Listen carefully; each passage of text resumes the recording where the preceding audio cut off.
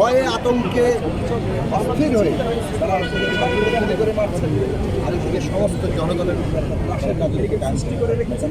এই পরিস্থিতি আসলে এটা নৈতিক দিক থেকে সমস্ত দিক থেকে এই সরকারের ক্ষমতা আসলে আর কোনো একটা ভোটবিহীন সরকার রাষ্ট্রশক্তি ব্যবহার করে জনগণের সমস্ত অধিকার।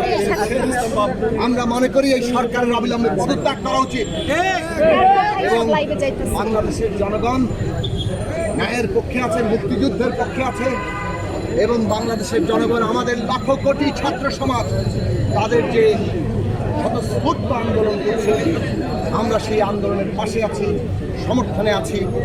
আমরা তাদের উপর যে অত্যাচার হচ্ছে সেই অত্যাচার থেকে ছাত্রদেরকে বাঁচানোর জন্য, আজকে বাংলাদেশের জনগণের উপর যে অত্যাচার হচ্ছে তাদের জনগণকে বাঁচানোর জন্য, পুরো দেশ বাঁচানোর জন্য আজকে বাংলাদেশের সমস্ত জনগণকে আমরা রুখে দাঁড়ানোর আহ্বান জানাই।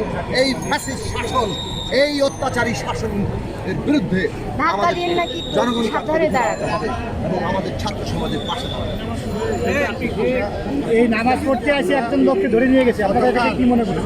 গতকাল সরকার যে রাষ্ট্রীয় সন্ত্রাস চালিয়েছে, আইনশৃঙ্খলা রক্ষাকারী বাহিনী এবং ছাত্রলীগের পরিকল্পিত দেশব্যাপী যে সহিংসতা ঘটে থাকে, যেখানে আন্দোলনে 6 জন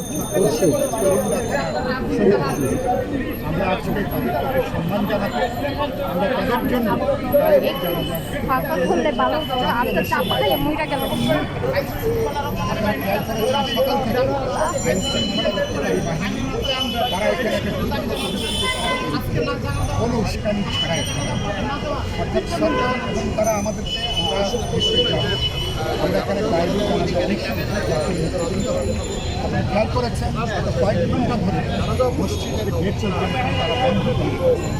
সরকার আজকে এতটাই আতঙ্কের মধ্যে আছে যে আজকে একটা ডায়েরি জানাজা পর্যন্ত তারা আজকে সবাই দেখবেন।